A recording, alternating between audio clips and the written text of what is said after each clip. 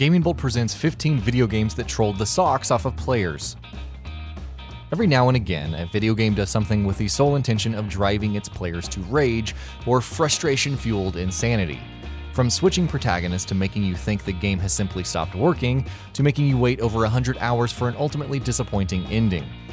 Over the years, video games and their developers have rarely passed up opportunities to gleefully come up with ways to mess with us. And while a few of these moments can drive a person to frenzied bout of angry screaming, some of them just make you laugh out loud in spite of the mental torture you've been put through. Here in this list, we've compiled 15 moments when video games trolled the socks off of their players and we just couldn't deal with it. Eternal Darkness. Is that a glitch? One of the most original games Nintendo has ever published was Silicon Knights Eternal Darkness.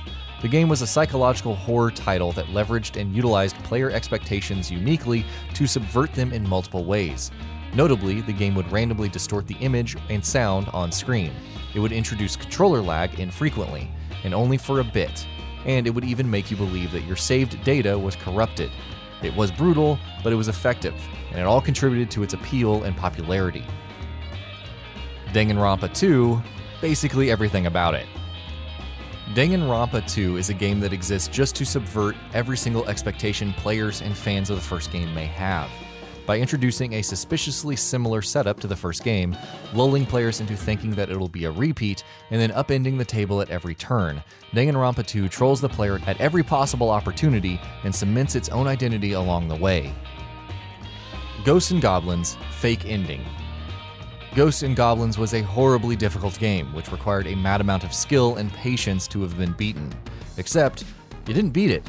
Upon finishing it, you realized that everything you had done was an illusion, and to get the actual ending, you would have to beat the game again, and this time it would be harder. That's taking things too far, Capcom. Too far. Street Fighter II Shenlong.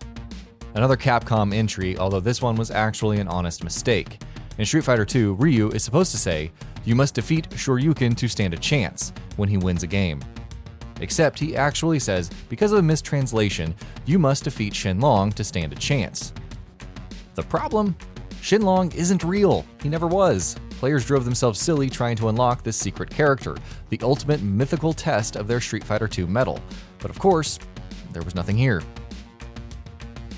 Diablo 3 Whimsyshire. When Diablo 3 was first revealed, fans of the series around the world recoiled in horror. Gone were the gothic, melancholic visuals and subdued art. The game looked colorful, bright, cheery, kind of like a cartoon. There was an uproar about the game's look, and Blizzard decided to take that and run with it when they created a secret level called Whimsyshire in Diablo 3. A cartoony, bright, colorful stage with rainbows, unicorns, teddy bears, and flowers as their enemies, in a game called Diablo. Yes. Breath of the Wild. Collection of all 900 KOROK seeds. There's just so much to do in The Legend of Zelda Breath of the Wild. There's over 100 mini-dungeons in the form of shrines, there's multiple side quests, there's a vast map for you to explore, and of course, there's 900 KOROK seeds for you to collect. In Breath of the Wild, scattered all across the map, hidden under rocks or locked behind neat little environmental puzzles, are a total of 900 KOROK seeds. For every few of these you collect, you get to upgrade your inventory size. Kinda neat, right? What happens when you accomplish the Herculean task of collecting all 900 of these? Well, a character in the game literally gives you a piece of shit. So, thanks, I guess. Grand Theft Auto V EPSILON missions. The EPSILON missions in Grand Theft Auto V were designed solely to antagonize the player. That's not even something they shy away from. That is specifically how they were designed. Rockstar knows it, GTA 5 knows it, the players know it. And for some twisted reason, playing these missions that gleefully indulge in how frustratingly annoying they are is kind of fun. Not only do you have to spend vast amounts of money to progress through these missions, you're given an increasingly ridiculous set of tasks to accomplish. And while there's a chance that at the end of this line of missions, you get a vast sum of cash depending on your choices, your prize may be nothing more than an old tractor. And somehow, that makes it all the more worth it. GameDev TYCOON. Trolling pirates. GameDev TYCOON is the sort of game that you just have to play, no matter what style of games you usually enjoy. It's also the sort of game that once you start playing, you can't stop. Which is why the way it punishes people pirating it is so genius and appropriately painful. Rather than telling people outright that they're pirating the game actually lets you continue playing it, lulling you into thinking that nothing is wrong.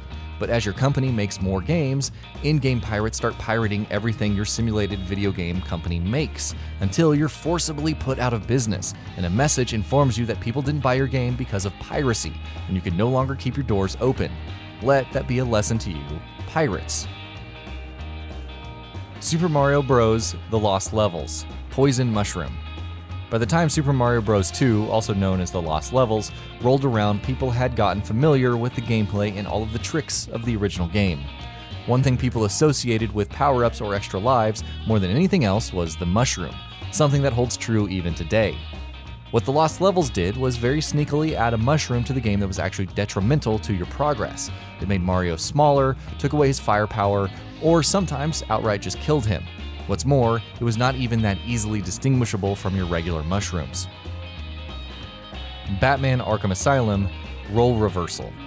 This entry is a little similar in nature to the bit about Eternal Darkness, in that it makes you stare at the screen in horror, fooling you into thinking that the game has crashed, and then making you wonder if it's the game that is doing all of this, or if it's you who's slowly losing your mind. Which is appropriate because this is exactly the kind of effect the Scarecrow would have on the Batman, and in Arkham Asylum, we are the Batman. Except in this specific part where the scene goes berserk for a few seconds, apparently glitching out, and then replays the opening scene of the game. Except this time, rather than the Caped Crusader bringing in a tied-up Joker into the asylum, it's all happening the other way around, and we are playing as the Joker. Truly one of the most memorable sections of the entire game, and one that simply blew us away. Mass Effect 3 Red, Blue, and Green version. Also known as the time BioWare hired Pokemon developers Game Freak to do some of their writing. Mass Effect 3 is one of my personal favorite games of all time, and I personally do not think that the ending was bad enough to detract from the rest of the amazing game, especially after the extended cut. But it was still a bit of a slap in the face to people who had stuck around with the trilogy since its inception. Not only did Mass Effect 3's ending fail to take scores of players-made choices into account, it also failed to answer so many questions, failed to tie up so many loose ends. Did people go overboard with their reactions to the ending? Probably. Did it make Mass Effect 3 any less of a great game? Not really. Was it still a disappointing payoff to hundreds of hours of investment over 3 games? Undoubtedly. The Witcher 3 Geralt. The Yennefer vs. Triss wars have been raging on in the Witcher fandom for ages now, but if you're the kind of person who just couldn't choose one of these 2 incredible characters in The Witcher 3, you ended up romancing them both. The way that the game rewards you for this is nothing short of magnificent. Near the end of the game, the 2 ladies fool you into thinking, well, how to put this delicately, only to leave you blue-balled and ashamed at yourself and depressed about the fact that Geralt will now probably grow old and die all alone. Metal Gear Solid 5 The Phantom Pain, that final twist. Our final 3 entries in this feature are all going to be about Metal Gear, which is no surprise considering the fact that Hideo Kojima has almost mastered the art of trolling his fans over the last 2 decades. So let's kick off with the most recent incident when Metal Gear Solid trolled its players. Everyone expected The Phantom Pain to be the definitive big boss story Metal Gear fans have been waiting for, the story that bridged the gap between Peace Walker and the original Metal Gear, the story that chronicled the legendary big boss's fall from grace. What we got was, well, not that. The Phantom Pain is one hell of a game, but it's also not what fans wanted. After 45 hours of playing through a story that at times made little to no sense and rarely answered any of the larger questions of the series, the game reveals to you that this entire time, you haven't even been playing as Big Boss. Kojima truly played us like a damn fiddle. Metal Gear Solid 2, playing as Raiden. Next up on today's special on how Hideo Kojima keeps toying with the emotions of all of his fans is the infamous bait and switch from Metal Gear Solid 2. You know what we're talking about. In the lead up to the game's launch, Kojima and Konami were very careful about every second of footage they showed, letting us all believe in our naivety that we will once again be playing as the awesome Solid Snake throughout the entirety of Sons of Liberty. When the game finally came out, it turned out that all of the footage involving Snake that had been shown was basically just the prologue of this game, and that you play all of Metal Gear Solid 2 as this new rookie Foxhound agent known as Raiden. And sure, thanks to Metal Gear Solid 4 and Metal Gear Rising, Raiden has turned into a very, very cool character. But back then he was a bit of a wimp, especially compared to David Hayter's Solid Snake. We have to admit, Kojima, you're pretty good. Metal Gear Solid 2, Fission Mailed. This particular Metal Gear trolling moment is quite unlike the other two, in that it didn't make fans want to hunt down Hideo Kojima and violently beat him to death. As Metal Gear Solid 2 moves into its final act, it starts throwing a multitude of curveballs into your face, and some of the groundwork it does to set up those twists is unforgettable. Take this moment for example. That Colonel Campbell on Metal Gear Solid 2 is nothing but an AI, as we now know, but when the game starts acting up, fumbling the spellings of words and outright telling you to stop playing, that information has not yet been made available to the players. This was another one of those mad, genius, fourth wall breaking moments that Kojima is so well known for. The entire sequence was, frankly, nothing short of surreal, and the memory of seeing the words "Fission Mailed" flash across our screens will never leave us. And that'll be about it for this one. If you guys like what we're doing at GamingBolt, please consider subscribing to our channel, and I'll see you guys on the next video.